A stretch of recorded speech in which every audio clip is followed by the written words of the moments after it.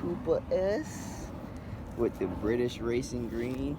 Yo, this thing is stock, but this thing is fun. I ain't gonna lie, I've never really been like that, like to have fun with a stock car like that. But the way it handles, oh my, it handles really well. I mean, it's got like a, in my opinion, I'm just gonna say a factory short shifter. Cause like I have, the Jettas, and my Jettas are super long throw, but like this thing is mad quick, and then it almost feels like a stage 2 or 3 clutch, like the way that these are. But man, like this thing, yo, this thing is pretty cool. Look at that. What could it be?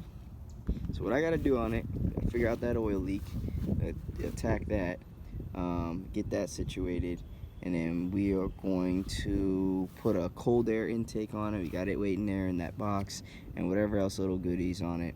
So give it a little extra pep in its step.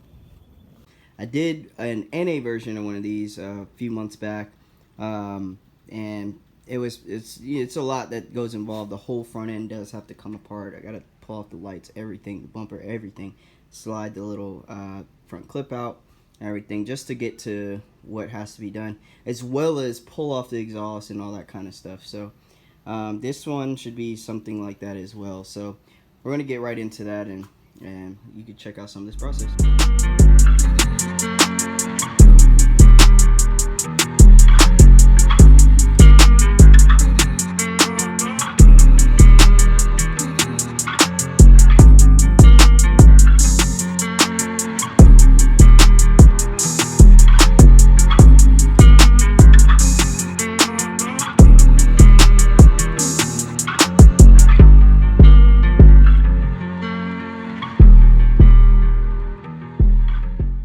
Y'all, so look at this.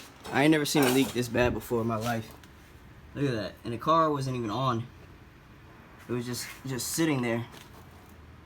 Like, only time I've seen a leak bad like that was if like when I'm on my turbo oil feed house, oil feed line, I ran the car and the line busted and it was just pouring under.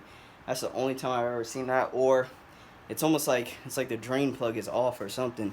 But I don't know. So we're gonna get under there in a second and be able to check and see if underneath, if maybe the drain housing is just completely broken, because that's a lot of oil. I've never seen nothing like that. All right. So if we look right here, we can see all this oil on the oil pan, and you probably can't. Oh yeah, you can tell in the video. Nothing's up there. It's pretty dry up there. But as you see, it keeps leaking out from whoever attempted to seal this. This came apart before. I could tell, like, that's not factory. All this like set up in the glue in there. So I'm gonna have to do a reseal job. So that's for sure. I'm gonna check and make sure that they're tight. But you could just see, I mean, there's a ton of extra glue, and as you seen, that oil just hit me in my hand. Ton of extra glue under there, and it's just constantly leaking. But I think as well, because after this huge leak, I noticed after all that was under there, even it was leaking while I was in the street parked. One of the things I noticed is that I checked the oil, and there was still oil in there after all that. Like, it was full actually. So I think whoever did whatever overfilled this thing, which is causing it too much pressure, and that's why as well it's leaking. So I'm gonna take apart the rest of the front, and then get everything situated, and make sure as well, like, the oil cooler gasket is situated as well, because that is, like I said earlier, that is another issue, and that's another area that oil leaks can come from. So I'm gonna just check that out, and then I'm gonna show you guys what I found.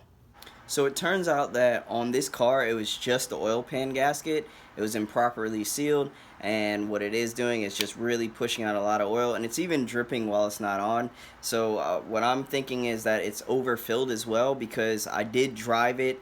The customer drove it and brought it here, and it was pouring out oil, even after it's been sitting, and I checked the oil and it still had a full dipstick. So I think with improper seal plus overfilled engine is why it was pushing out oil so much. So what I'm going to do is put the headlights back on and whatnot, and I'm going to take apart the coolant bottle. I'm going to move this out the way and move out some of the intake stuff because the oil filter housing is down there, and since I'm going to be taking off the pan, I'm obviously going to do an oil change in the process.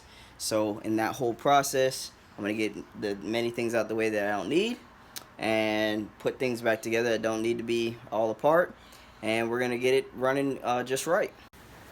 Look how tight the spacing is. That's it right there. That,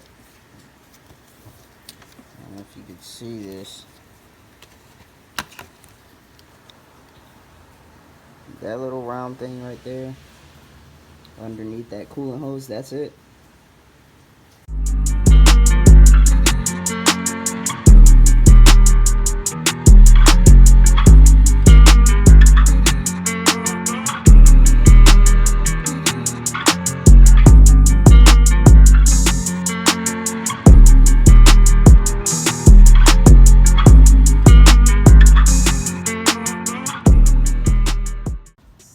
See that? Look at that drain plug. I mean the gasket. Yep, stuck on there. Gotta replace those things. New emblem.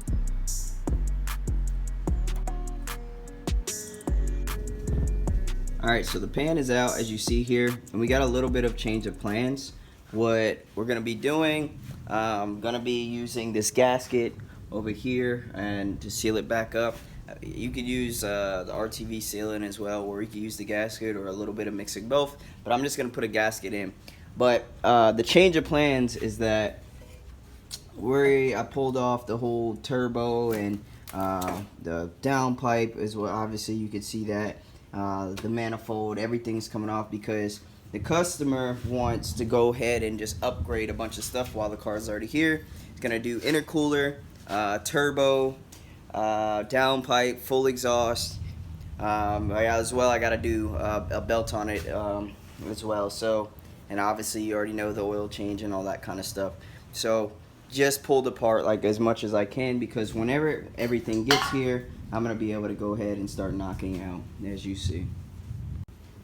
Now I'm going to go ahead and start working on cleaning this up as much as possible. I already took off a lot of the extra glue. There was pieces hanging over, like, you know, thick amounts of glue on there. Whoever did it, you know, they did a terrible job.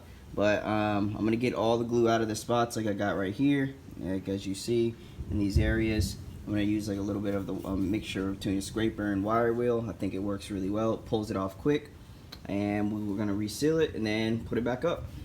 Gray in these little grooves, because I don't like how on this gasket it does not have specifically for the groove. So I just want to make sure that we have a proper seal. So I'm going to put them in there, not a whole lot, just to cover it up for the just in case that there's a leak.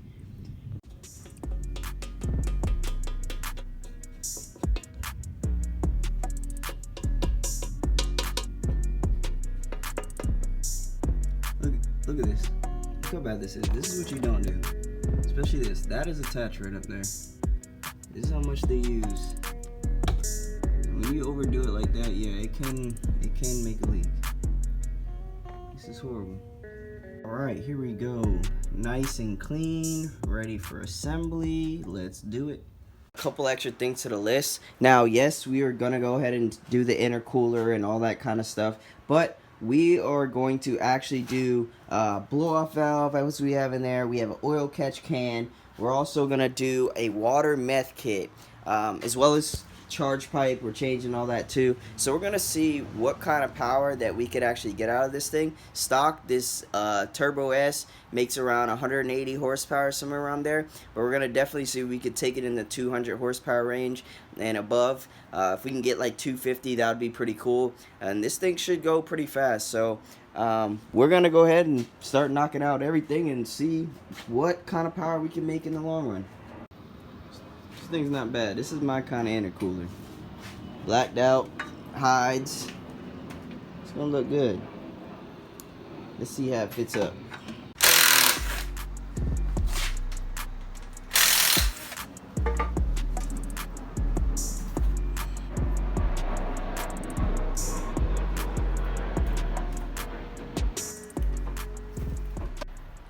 Alright, so as you see, guys, we got the intercooler in. Went ahead and ran the piping as well in the meantime. and we're gonna start setting up this AEM intake. So it's pretty simple, pretty straightforward. It's all, you know, bolts up pretty simple, as you can see right here. Getting that all set up, and I'm gonna show you me just installing it after I put it in there. So like I said, it's gonna go up in there, and then I think what it does is it runs and it sits in this place right around here. So let's check it out.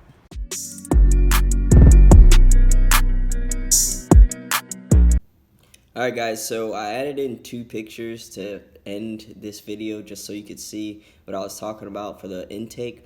This is only going to be a 2-part series, so that's why I just ended the video so short. I'm just showing you up to now, and then the second part, which has everything, which a little spoiler, the methanol kit and all that kind of stuff that I'm going to be putting on there. So yeah, just wanted you guys to be able to at least get the photos so you can get a little look at it, and then later on you'll be able to see the rest of the whole car all together. Nevertheless, thank you guys who have been watching, and thank you who have been faithful to my channel by commenting, liking, and subscribing. But if you haven't, now's your chance. Go ahead and subscribe.